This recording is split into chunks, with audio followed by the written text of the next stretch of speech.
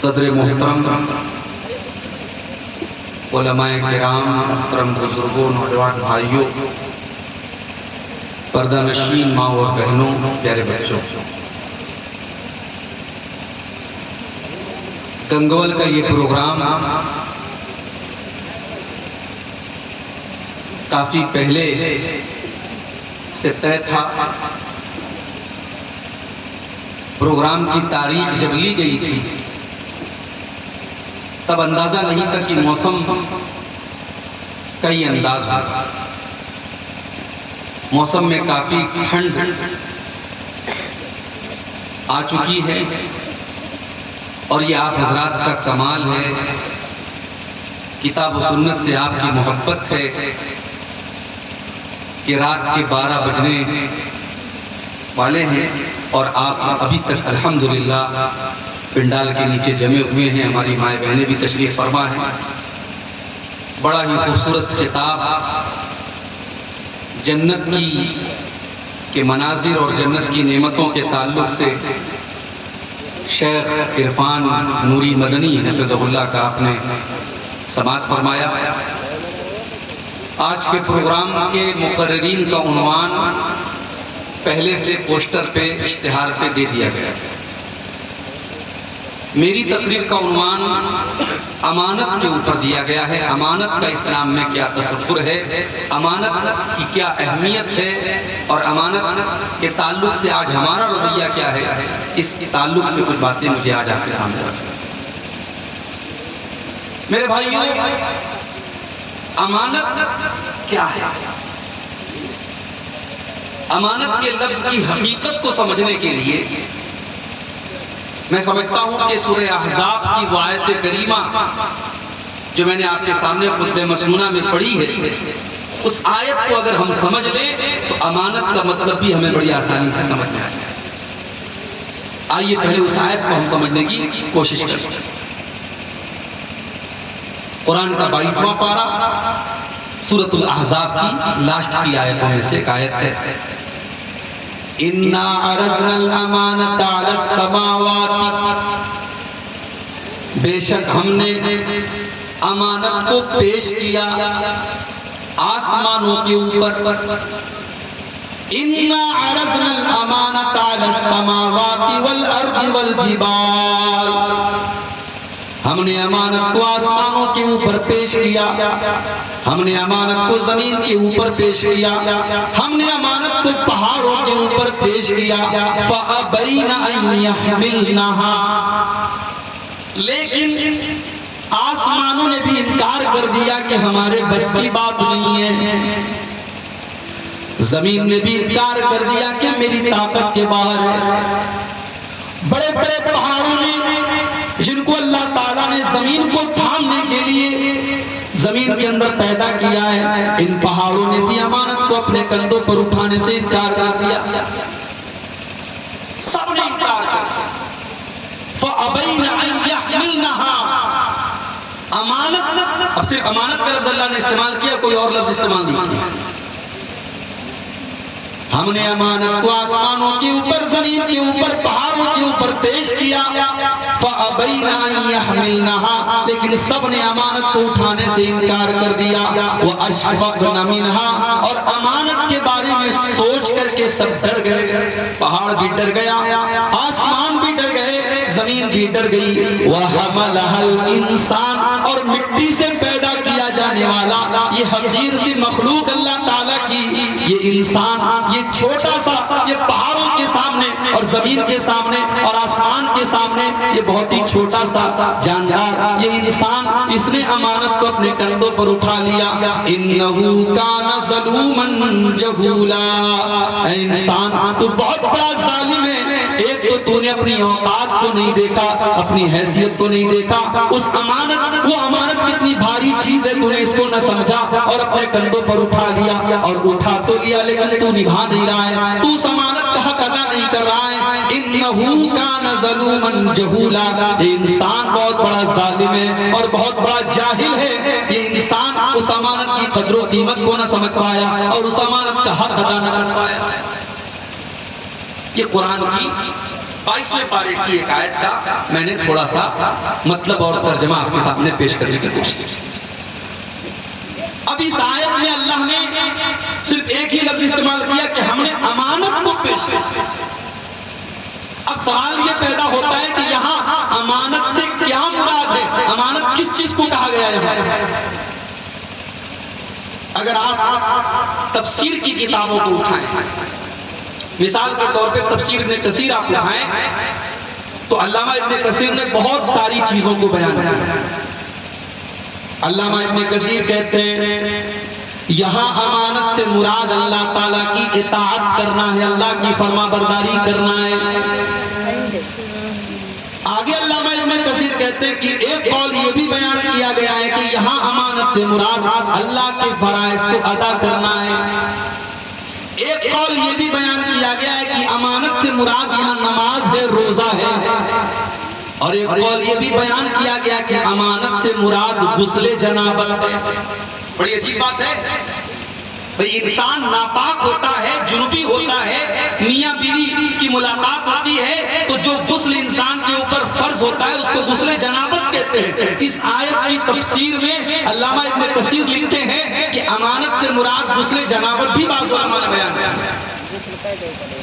بعض علماء نے یہاں تک لکھا اور پیریڈ میں، حیض میں، اور حیض کے ختم ہو جانے کے بعد اس کے اوپر جو غسل واجب ہوتا ہے، جو غسل اس کے اوپر فرض ہوتا ہے، اس کو یہاں امانت کہا گیا ہے۔ بات سمجھ میں نہیں آئی کہ یہ غسل جنابت کو امانت کیوں کہا جا رہا ہے، یہ حیض کے غسل کو امانت کیوں کہا جا رہا ہے؟ آگے علامہ ابن کثیر لکھتے ہیں ان تمام اقوال کو ملا کر کے یہ بات سمجھ میں آتی ہے کہ اصل میں یہاں اللہ تعالیٰ یہ فرما رہا ہے کہ ہم نے آسمانوں کے اوپر اور پہاڑوں کے اوپر اور زمین کے اوپر ہم نے اپنے احکام کی پابندی کو لاگو کیا تھا۔ ہم نے زمین سے کہا تھا اے زمین ہم تجھے جو حکم دیں گے، جن احکامات کا پابند کریں گے تجھے ان کی پابندی کرنی پڑے گی، اور جن چیزوں سے منع کریں گے اس سے تمہیں بچنا پڑے گا۔ ہم نے اپنی شریعت کی پابندی زمین کے اوپر پیش کی، پہاڑوں کے اوپر پیش کی، آسمانوں کے اوپر پیش کی، سب نے انکار کر دیا، انسان نے اٹھا لیا، مگر انسان نے حق ادا نہ کیا۔ جو اس امانت کو اٹھائے گا اسے اللہ جنت دے گا، اور جو اس امانت کا حق ادا نہ کر پایا وہ جہنم میں جائے گا۔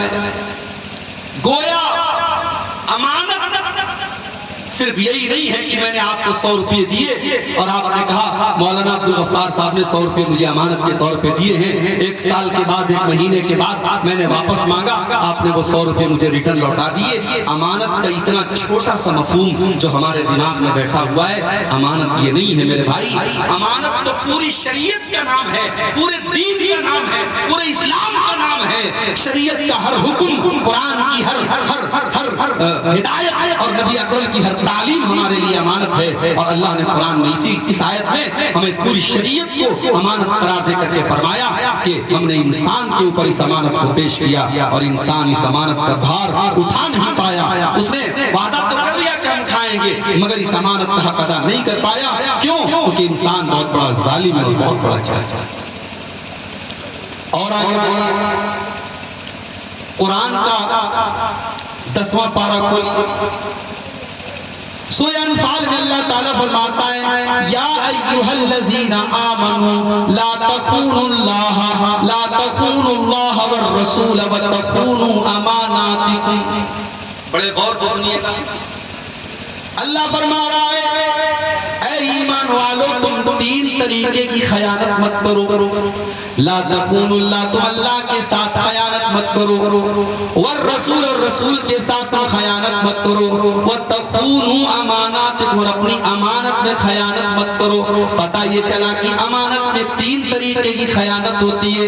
ایک ہوتی ہے اللہ کے ساتھ خیانت، اللہ کا حق کسی اور کو دے دینا، اللہ کی توحید سے ہٹ کر کے اللہ کے ساتھ شرک کرنا، اور جو کام اللہ تعالیٰ کے لیے جائز ہے وہ کسی اور کے لیے کرنا، یہ سب سے بڑی خیانت اور سب سے بڑا ظلم ہے۔ ان الشرک لظلم عظیم، سب سے بڑی خیانت اور سب سے بڑا ظلم یہ ہے کہ ہم اللہ کا حق کسی اور کو۔ نماز میں آ کر کے ہم کہیں ایاک نعبد و ایاک نستعین، اے اللہ ہم تیری ہی عبادت کرتے اور تجھ ہی سے مدد مانگتے ہیں۔ اللہ سے ہم یہ وعدہ کریں اور اللہ کے سامنے یہ اقرار کریں اور اپنی پیشانی کو اللہ کے سوا کسی اور کے آگے بھی جھکائیں۔ آپ کے بہت زیادہ سدھارتھ نگر سے دور نہیں ہے لکھنؤ کا دیوا، جس کو دیوا شریف کہا جاتا ہے۔ پچھلے مہینے میرا پروگرام بارہ بنکی کے علاقے میں تھا، کار سے مجھے جانا تھا، کار کے ڈرائیور نے کہا مولانا ہم کسی اور روٹ سے جائیں گے، ہم دیوا کے راستے سے نہیں جائیں گے۔ میں نے کہا کیوں؟ بولے وہاں دیوا کا میلہ چل رہا ہے، دیوا کا عرس چل رہا ہے، سارے راستے بلاک ہیں، پورے ہندوستان سے مردوں عورتوں کا جمگٹ لگا ہے، کھانے پینے کے پکوان کی دکانیں کھلی ہیں، ناچ گانا ہو رہا ہے، بے حیائی ہو رہی ہے، بے شرمی ہو رہی ہے، بے پردگی ہو رہی ہے، طوائفیں بلائی جاتی ہیں، ان کا ناچ بھی کرایا جا رہا ہے، اور اس کے بعد مزار کے اوپر جا کے وہاں مردوں اور عورتوں کے سر بھی جھک رہے ہیں۔ میرے پیارے ساتھیوں، یہ سب سے بڑی خیانت ہے جو آج کا مسلمان کر رہا ہے، آج کا مسلمان کر رہا ہے، اور ہم یہ کہتے ہیں صاحب فلانا مشرک ہے اور فلانا جہنمی اور فلانا غیر مسلم ہے۔ علامہ مولانا الطاف حسین حالی نے 100-150 سال پہلے جو نقشہ کھینچا تھا، 2023 میں بھی ایسا لگتا ہے آج کے ماحول کو دیکھ کر کے نقشہ کھینچا تھا۔ کرے غیر کر بت کی پوجا تو کافر، کواکب میں مانے کرشمہ تو کافر، جھکے آگ پر بہرے سجدہ تو کافر، جو ٹھہرائے بیٹا خدا کا تو کافر، مگر مومنوں پر کشادہ ہے راہیں، پرستش کریں شوق سے جس کی چاہیں، نبی کو جو چاہیں خدا کر دکھائیں، اماموں کا رتبہ نبی سے بڑھائیں، مزاروں پہ جا جا کے نظریں چڑھائیں، شہیدوں سے جا جا کے مانگے دعائیں، نہ توحید میں کچھ فرق اس سے آگے، نہ اسلام بگڑے نہ ایمان جاوے۔ میرے بھائیوں یہ کیسی توحید ہے، ایک طرف لا الہ الا اللہ کا کلمہ بھی پڑھا جا رہا ہے، ایک طرف ایاک نعبد و ایاک نستعین کا اقرار بھی کیا جا رہا ہے، اور دوسری طرف غریب نواز کا لقب کسی اور کو دیا جا رہا ہے، بندہ نواز کا خطاب کسی اور کو دیا جا رہا ہے، مشکل کشا کا لقب کسی اور کو دیا جا رہا ہے، کالے اور لال پیلے دھاگوں کو مشکل کشا بنایا جا رہا ہے، بچوں کے ماتھے پر ٹیکا لگا کے یہ سمجھا جا رہا ہے کہ یہ میرے بچے کو نظر بد سے بچا لیں گے۔ کان کھول کر کے سنو میرے پیارے ساتھیوں، سب سے بڑی خیانت یہی ہے، لا تخونوا اللہ، اے ایمان والو تم اللہ کے ساتھ خیانت مت کرو۔ اور اللہ کے نبی کو خطرہ تھا اپنی امت کے بارے میں، خطرہ تھا اپنی امت کے بارے میں کہ میری امت کے اندر یہ حالات آئیں گے۔ اللہ کے پیارے نبی فرماتے ہیں، ترمذی کی صحیح روایت ہے، لا تقوم الساعة حتى تلحق قبائل من امتی بالمشرکین، قیامت اس وقت تک نہیں آئے گی جب تک میری امت کے لوگ مشرکوں کے ساتھ مل نہیں جائیں گے، وحتی یعبد الاوثان، اور میری امت کے لوگ بھی بتوں کی پوجا نہ کرنے لگیں گے، بت پرستی نہ کرنے لگیں گے۔ میرے بھائیوں ایک پتھر کی مورتی کو اگر عبادت کرنے والا اور اس کے سامنے سر جھکانے والا اگر مشرک ہے تو کسی بزرگ کی، کسی ولی کی، کسی نیک بندے کی قبر پہ جا کر کے سر جھکانے والا موحد نہیں ہو سکتا ہے۔ اگر کھڑی مورتی کی پوجا کرنے والا مشرک ہے تو کسی کو لٹا دیا جائے اور کوئی بڑا اور بڑی مورتی اور بڑا بت بنا دیا جائے تو اس کی عبادت کرنے والا موحد کیسے ہو سکتا ہے؟ اللہ کے نبی فرماتے ہیں میری امت کے اندر بھی بت پرستی کی جائے گی، اور صحیح مسلم کی حدیث کے اندر اللہ کے پیارے نبی یہاں تک فرماتے ہیں، لا تقوم الساعة، قیامت اس وقت تک نہیں آئے گی، حتی یہاں تک کہ آپ نے فرمایا حتی یطوف علیات نساء دوس حول ذی الخلصہ، یہاں تک کہ قبیلے دوس کی عورتیں ذو الخلصہ نامی بت کا چکر نہ لگائیں گی۔ ذو الخلصہ یہ قبیلے دوس کے اندر ایک بت تھا، اس بت کا چکر قبیلے دوس کی عورتیں نہ لگائیں گی، یعنی وہ دور جاہلیت کی ساری چیزیں مسلمانوں کی سوسائٹی میں لوٹ آئیں گی۔ اور آج ہم دیکھ رہے ہیں شادی بیاہ کا سیزن چل رہا ہے، ہمارے یہاں شادی بیاہ کے موقع پر میں نے دیکھا ایک جگہ ایک برتن میں ایک کپڑے میں بہت ساری چیزیں رکھی تھی، میں نے کہا یہ کیا ہے؟ بولے صاحب سہاگ کی پڑیا ہے، سہاگ کی پڑیا۔ اس میں کیا ہے؟ اس میں پتا ہے کہ سندور بھی ہے، اس میں منگل سوتر بھی ہے، اس میں وہ تمام چیزیں ہیں جن کا اسلام سے کوئی تعلق نہیں ہے، جو ہمارے غیر مسلم بھائیوں کا کلچر ہے۔ آج مسلمان اپنی شادی میں سہاگ کی پڑیا، میری ماں اور بہنوں اسلام میں سہاگ کی کوئی نشانی نہیں، اسلام میں سہاگ کی کوئی نشانی نہیں ہے، سہاگ کی نشانی ہے آپ کے دل میں آپ کے شوہر کی محبت ہے، سہاگ کی نشانی آپ کے دل میں اپنے شوہر کا احترام ہے۔ اسلام میں نہ کوئی منگل سوتر ہے، اسلام میں نہ کوئی ماتھے کا سندور ہے، اور اسلام میں نہ کوئی ماتھے کی بدیا ہے، اور اسلام میں نہ کوئی شوہر کے نام کی لاکٹ ہے۔ اسلام کی نظر میں اگر سہاگ کی کوئی نشانی ہے تو بیوی کے دل میں شوہر کی محبت ہے۔ آج ہماری سوسائٹی میں یہ کام ہو رہا ہے میرے بھائیوں کہ پہلی خیانت، دوسری خیانت فرمایا والرسول، اور رسول کے ساتھ تم خیانت نہ کرو۔ رسول کے ساتھ خیانت کیا ہے؟ سب سے زیادہ محبت اگر کسی سے ہونی چاہیے، اللہ کے نبی فرماتے ہیں لا یؤمن احدکم حتی اکون احب الیہ من والدہ وولدہ والناس اجمعین۔ کوئی انسان مومن نہیں ہو سکتا ہے جب تک اپنے باپ سے زیادہ، اپنی اولاد سے زیادہ اور تمام لوگوں سے زیادہ وہ اپنے نبی سے محبت نہ کرے۔ میرے پیارے ساتھیوں، اگر آپ نے نبی کی کوئی سنت کو چھوڑ دیا، اپنی بیوی کے لیے، اپنی بہن کے لیے، اپنی ماں کے لیے، اپنی محبوبہ کے لیے، لوگوں کے ڈر سے آپ نے نبی کی سنت پر چھری چلا دی، آپ نے نبی کی سنتوں کو ترک کر دیا، آپ نے نبی سے محبت کا حق ادا نہ کیا۔ لا تخونوا اللہ والرسول، اے ایمان والو تم اللہ کے ساتھ خیانت نہ کرو اور رسول کے ساتھ خیانت نہ کرو۔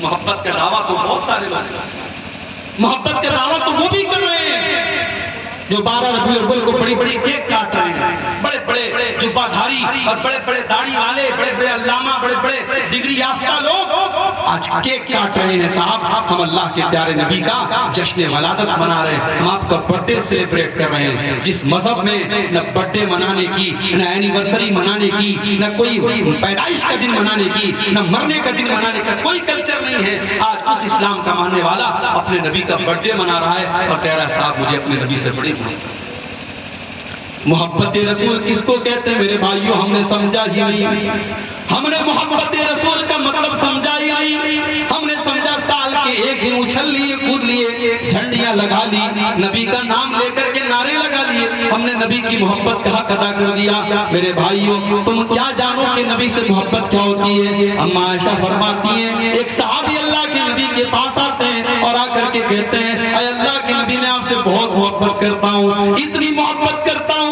جب تک میں آپ کو دیکھ نہ لوں میرے دل کو قرار نہیں ملتا، میرے دل کو سکون نہیں ملتا۔ اے اللہ کے نبی میں کبھی کبھی یاد کرتا ہوں جب میری موت ہو جائے گی اور آپ بھی دنیا سے چلے جائیں گے، رفیق مع النبیین، تو اے اللہ کے نبی آپ تو نبیوں کے ساتھ ہوں گے اور میں تو ایک عام مسلمان ہوں، اگر میں جنت میں جاؤں گا تو میں آپ کے مقام پر تو نہیں رہوں گا۔ اے اللہ کے نبی میں آپ کا دیدار کیسے کروں گا، میں آپ کو جنت میں کیسے دیکھوں؟ محبت اس کو کہتے ہیں کہ دنیا میں نبی کے دیدار کے بغیر چین نہیں ہے، اور جنت میں اپنے نبی کا دیدار کیسے کریں اس کی چنتا اور اس کی ٹینشن ہے صحابی کو۔ اللہ کے پیارے نبی نے کوئی جواب نہیں دیا۔ تھوڑی دیر کے بعد حضرت جبریل علیہ السلام آئے اور سورہ نساء کی آیت لے کر کے آئے وَمَن يُطِعِ اللَّهَ وَالرَّسُولَ فَأُولَٰئِكَ مَعَ الَّذِينَ أَنْعَمَ اللَّهُ عَلَيْهِم مِّنَ النَّبِيِّينَ وَالصِّدِّيقِينَ وَالشُّهَدَاءِ وَالصَّالِحِينَ وَحَسُنَ أُولَٰئِكَ رَفِيقًا۔ جو اللہ کی اطاعت کرے گا، جو رسول کی اطاعت کرے گا، وہ قیامت کے دن اللہ کے بہترین بندوں کے ساتھ رہے گا، وہ نبیوں کے ساتھ رہے گا، وہ صدیقین کے ساتھ رہے گا، وہ شہیدوں کے ساتھ رہے گا، وہ نیک لوگوں کے ساتھ رہے گا۔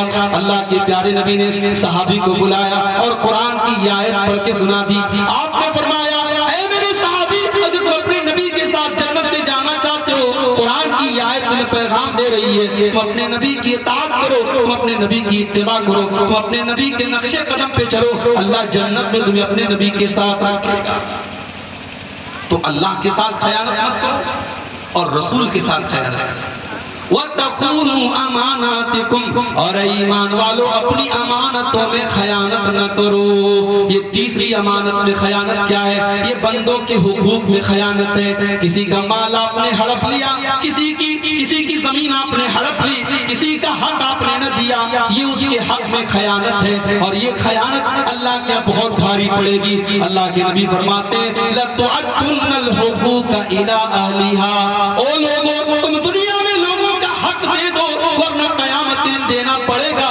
حَتَّى يُقَادَ لِلشَّاةِ الْجَلْحَاءِ مِنَ الشَّاةِ القرنا، یہاں تک کہ قیامت کے دن اگر بغیر سینگ والی بکری کو اگر سینگ دار بکری نے اگر مارا ہے، اس کے اوپر ظلم و زیادتی کی ہے، اس سینگ والی بکری سے بھی قصاص لیا جائے گا، اس سے بھی بدلہ لیا جائے گا۔ اگر تم نے کسی کا حق مارا ہے تو قیامت کے دن اس حق کو چکانا پڑے گا۔ جانتے ہو ابھی زلزلہ آیا ہے نیپال کا، بنارس میں میں نہیں تھا، اس وقت میں ٹرین پہ تھا بہار میں، میری اہلیہ سے بات ہو رہی تھی، انہوں نے کہا کہ ابھی زلزلہ محسوس ہوا ہے، ہلکا سا زلزلہ، پورے یو پی کے اندر اس کا جھٹکا محسوس ہوا، ہلکا سا زلزلہ، جہاں زلزلہ آیا وہاں تباہی ہوئی اور باقی علاقوں میں زلزلہ محسوس ہوا۔ یہ زلزلہ جس کو سائنٹسٹ ناپ رہے ہیں کہ ہاں یہ کتنے پیمانے کا زلزلہ ہے، یہ کتنا خطرناک زلزلہ ہے، اس کی تیورتا کو، اس کی شدت کو آج سائنسدان ناپ رہے ہیں۔ میرے پیارے ساتھیوں، ایک زلزلہ ایسا بھی آنے والا ہے جس زلزلے کی شدت کو کوئی ناپ نہ سکے گا۔ یا ایھا الناس اتقوا ربکم ان زلزلۃ الساعۃ شیء عظیم، وہ قیامت کے دن کا زلزلہ ہوگا جو بڑا خطرناک ہوگا۔ یوم ترونھا تذہل کل مرضعۃ عما ارضعت، اس دن تم دیکھو گے کہ دودھ پلانے والی ماں بھی اپنے بچے سے غافل ہے۔ اور آج دنیا میں سب سے زیادہ محبت کسی کو ہوتی ہے، ایک ماں کو اپنے بچے سے ہوتی ہے۔ اللہ مثال بھی کیسی دے رہا ہے، فرمایا کہ دودھ پلانے والی ماں بھی اتنی بے خبر ہو جائے گی، اپنے دودھ پیتے بچے کو چھوڑ دے گی۔ وَتَضَعُ كُلُّ ذَاتِ حَمْلٍ حَمْلَهَا، اور حمل والی عورتوں کے حمل ساقط ہو جائیں گے، ان کے حمل برباد ہو جائیں گے۔ وَتَرَى النَّاسَ سُكَارَىٰ، اور لوگوں کے ڈر کی وجہ سے لوگوں کا چہرہ ایسا لگ رہا ہوگا کہ لوگ نشے کی حالت میں، وَمَا هُمْ بِسُكَارَىٰ، لیکن کوئی نشے کی حالت میں نہیں ہوگا۔ وَلَٰكِنَّ عَذَابَ اللَّهِ شَدِيدٌ، بلکہ اللہ کا عذاب بڑا دردناک ہوگا۔ میرے بھائیوں، وہ قیامت کا دن تصور کرو، چھوٹے موٹے زلزلوں سے آج ہم ڈر جاتے ہیں، قیامت کے دن کا زلزلہ جب آئے گا، اللہ کے نبی فرماتے ہیں، صحیح مسلم کی روایت ہے، لوگ حضرت آدم کے پاس آئیں گے، اے آدم آپ اللہ کے نبی ہیں، آپ پہلے انسان ہیں، اللہ نے آپ کو اپنے ہاتھ سے پیدا کیا ہے، اے آدم آپ دیکھ رہے ہیں ہم کتنی مصیبت میں ہیں، سورج 1 میل کی دوری پر ہے، گرمی سے لوگ بے حال ہیں، اے آدم آپ اللہ سے دعا کر دیجئے، اللہ سے سفارش کر دیجئے، اللہ سے گزارش کر دیجئے کہ جلدی سے حساب لے لے، جلدی سے ہمارا معاملہ ختم کر دے۔ حضرت آدم کہیں گے لست لہا، میں اس کے لائق نہیں ہوں، تم ایک کام کرو، حضرت نوح علیہ السلام کے پاس چلے جاؤ۔ لوگ حضرت نوح علیہ السلام کے پاس آئیں گے، اے نوح علیہ السلام آپ دنیا میں اللہ کے پہلے رسول ہیں، آپ سے ہم گزارش کر رہے ہیں، آپ اللہ تعالیٰ سے رحم و کرم کی اپیل کر دیجئے، جلدی سے ہمارا حساب لے لے۔ حضرت نوح علیہ السلام کہیں گے لست لہا، میں بھی سفارش کرنے کا کہ لائق نہیں ہوں، ایک کام کرو تم ابراہیم علیہ السلام کے پاس چلے جاؤ، ابراہیم بھی معذرت کر لیں گے، لوگ حضرت موسیٰ کے پاس آئیں گے وہ بھی معذرت کر لیں گے، لوگ عیسیٰ علیہ السلام کے پاس آئیں گے وہ بھی معذرت کر لیں گے۔ حضرت عیسیٰ کہیں گے او لوگوں تم ایک کام کرو، اللہ کے آخری نبی جناب محمد الرسول اللہ صلی اللہ علیہ وسلم کے پاس چلے جاؤ۔ اب سب سے آخر میں لوگ ہمارے نبی کے پاس آئے، سارے انبیاء کی زبان سے ایک ہی جواب نکلے کہ مجھے اپنی فکر ہے، نفسی نفسی، مجھے تو اپنی چنتا ہے، میں اس کے لائق نہیں ہوں۔ سارے انبیاء کو تو اپنی جان کی اور اپنی پہلے فکر ہوگی، مگر ہائے ہائے ہمارے نبی کو کس کی فکر ہوگی؟ حدیث کے الفاظ ہیں، بخاری کے الفاظ ہیں، مسلم کے الفاظ ہیں، اللہ کے نبی فرمائیں گے انا لہا، ہائے لوگوں میں تمہاری سفارش کروں گا۔ آپ کو اپنی امت کی فکر ہوگی، آپ اللہ کی بارگاہ میں سجدہ کریں گے اور اللہ کی ایسی تعریف کریں گے جو آج تک کسی نے نہ کی ہوگی، اور اللہ کی طرف سے آواز آئے گی یا محمد ارفع راسک، اے محمد اپنا سر اٹھائیے، سل توتا، آج مانگی آپ کو دیا جائے گا، اشفا تو شفا، آج آپ سفارش کیجئے، آپ کی سفارش کو قبول کیا جائے گا۔ اس کے بعد اللہ کے نبی فرماتے ہیں فَتُرْسَلُ الْأَمَانَةُ وَالرَّحِيمُ، جب اللہ تعالیٰ میری سفارش کو قبول فرمائے گا تو دو چیزیں اللہ تعالیٰ کی طرف سے بھیجی جائیں گی، ایک امانت بھیجی جائے گی اور دوسری رشتہ داری بھیجی جائے گی۔ فَتَقُومَانِ عَلَى جَنَبَتَيِ الصِّرَاطِ، اور پل صراط کے دونوں کھڑی ہو جائے گی، ایک طرف امانت کھڑی ہو جائے گی، ایک طرف رشتہ داری کھڑی ہو جائے گی، اور جن لوگوں نے امانت میں خیانت کی ہوگی، اور جن لوگوں نے حقدار اپنے رشتہ دار کے ساتھ رشتہ توڑا ہوگا، رشتہ کاٹا ہوگا، یہ دونوں اس کو پل صراط کو پار کرنے نہیں دیں گی۔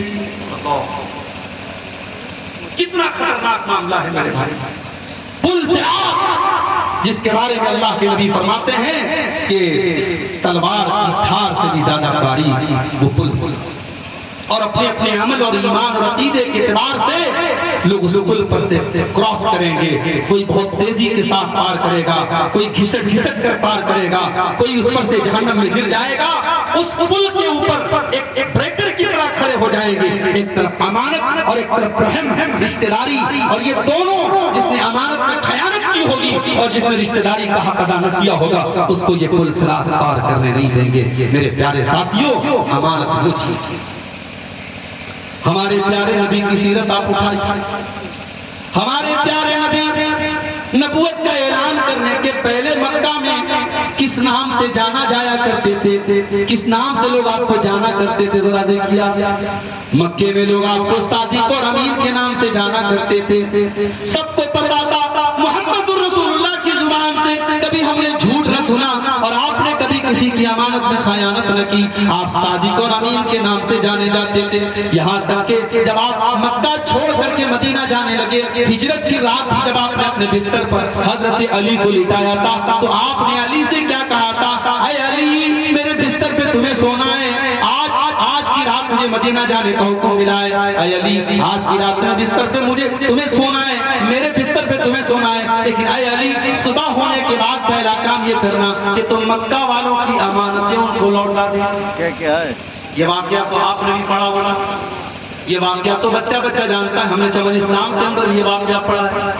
اللہ کے پیارے نبی حضرت علی کو یہ وصیت کر کے جا رہے ہیں کہ اے علی، صبح ہو جائے تو مکہ والوں کو ان کی امانتیں لوٹا دینا۔ لیکن میرے پیارے ساتھیوں، کبھی آپ نے غور کیا، جب مکہ والے آپ کے دشمن بن چکے ہیں اور آپ کی جان کے پیچھے پڑ چکے ہیں، ان حالات میں بھی اگر اللہ کے نبی کے گھر میں ان کی امانت رکھی ہوئی ہے، اس کا مطلب یہ وہ اللہ کے نبی کے اوپر کتنا وشواس کرتے تھے، کتنا بھروسہ کرتے تھے۔ ان کو اپنی امانت رکھنے کے لیے اگر کوئی ملا تو جناب محمد الرسول اللہ ملے ہیں۔ ساری دشمنی ایک طرف اور میرے نبی کی امانت ایک طرف۔ میرے نبی کی پہچان امانت داری تھی۔ میرے امانت میں خیانت کرنا یہ میرے نبی کی شان ہے۔ ارے نبی کی چھوڑو، کسی مومن کی شان نہیں ہے کہ وہ امانت میں خیانت کرے۔ جانتے ہو امانت میں خیانت کس کی پہچان ہے؟ وَمِنْهُمْ مَنْ إِنْ تَأْمَنْهُ بِدِينَارٍ لَا يُؤَدِّهِ إِلَيْكَ۔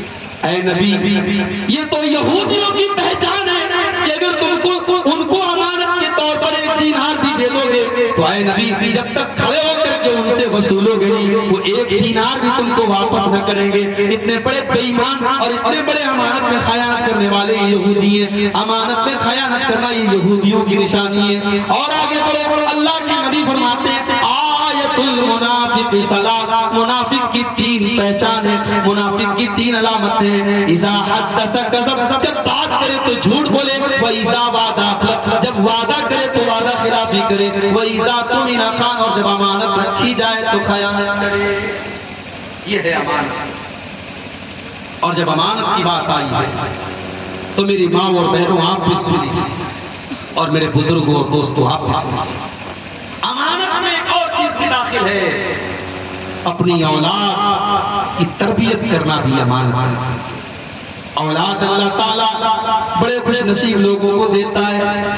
المال والبنون زینت الحیات الدنیا، مال اور اولاد دنیا کی زندگی کی زینت ہے۔ اگر اللہ نے آپ کے گھر کو، آپ کے گھر کے آنگن میں بچوں کی کلکاریوں سے آپ کے گھر کا آنگن گونج رہا ہے، یہ بہت بڑی نعمت ہے۔ کتنے شادی شدہ جوڑے ہیں جن کے گھر میں آج بچے نہیں ہیں، شادی کو 10 سال 20 سال ہو گئے، اولاد کی نعمت سے محروم ہیں، ترس رہے ہیں اولاد کے لیے۔ اگر اللہ نے آپ کو اولاد دیا ہے تو قرآن کیا کہتا ہے؟ یا ایھا الذین آمنوا لا تلہکم اموالکم ولا اولادکم عن ذکر اللہ۔ اے ایمان والو، مال اور اولاد کی محبت میں کہیں اس قدر پاگل نہ ہو جانا کہ اللہ کے ذکر ذکر سے تم غافل ہو جاؤ، تمہارا مال تمہیں اللہ کے ذکر سے غافل نہ کر دے، تمہاری اولاد تمہیں اللہ کے ذکر سے غافل نہ کر دے۔ اولاد بھی بہت بڑی نعمت ہے میرے بھائی، میری پیاری ماں بہنوں، آپ گھر میں رہتی ہیں، جوان بیٹی آپ کی آپ کے ساتھ رہتی ہے، بیٹی جوان ہو رہی ہے، زمانے کی ہوسناک نگاہیں آپ کی بیٹی کے اوپر بڑھ رہی ہیں اور آپ کی بیٹی بھی زمانے کے رنگ رنگی چلی جا رہی ہے۔